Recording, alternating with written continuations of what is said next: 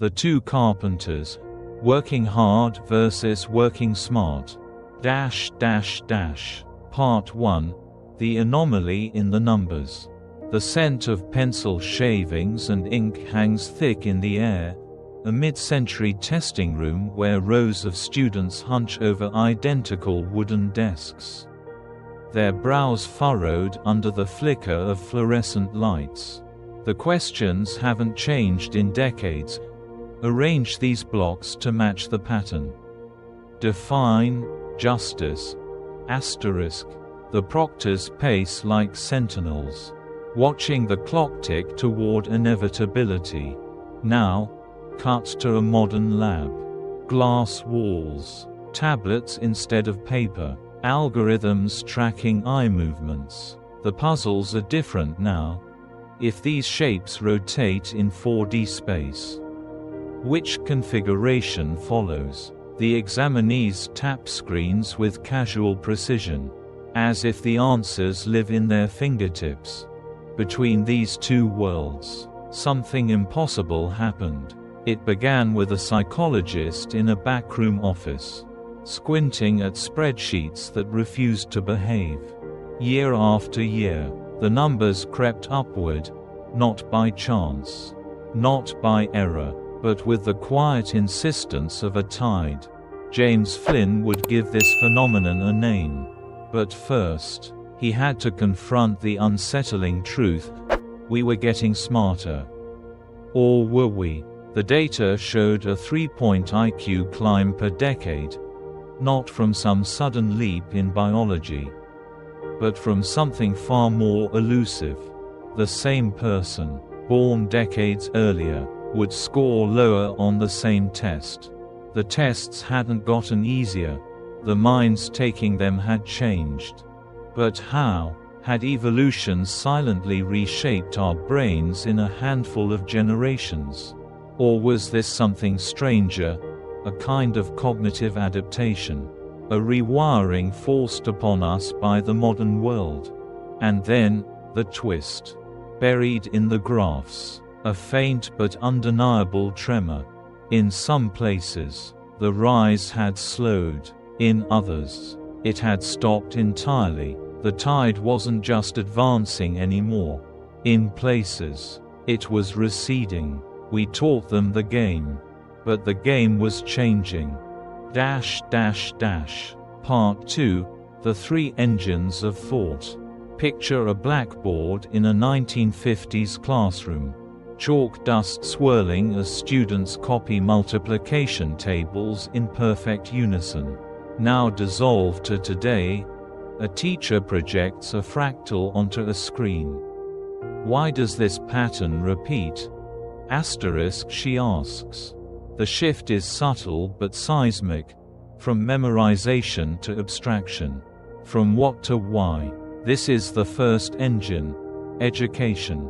We stopped training minds to be filing cabinets and started teaching them to be search algorithms.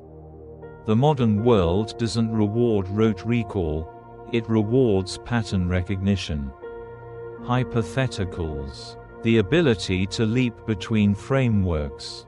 The Flynn Effect, in part, is the story of pedagogy catching up to complexity. The second engine hums in your pocket. Every smartphone is a cognitive exoskeleton, outsourcing memory, phone numbers, navigation, maps, even social nuance, emoji. But the trade-off is invisible labor. The brain now juggles layers of symbolic logic, app interfaces, nested menus, the sheer meta-awareness of how to retrieve knowledge, not just the knowledge itself. We've traded mental horsepower for mental agility. The third engine is quieter but no less profound: the chemistry of childhood. Iodized salt, folic acid, protein-rich diets. Bodies grew taller, brains grew sharper. Malnutrition's shadow retreated, and with it, the cognitive fog that had lingered for millennia. Yet for every gain, there's a ghost. Ancestral skills atrophy, mental arithmetic, celestial navigation, the patience to sit with boredom. A chess grandmaster today can't outcalculate a laptop. But they've learned something deeper: how to think like the machine thinks. We didn't just adapt to technology. We internalized its logic.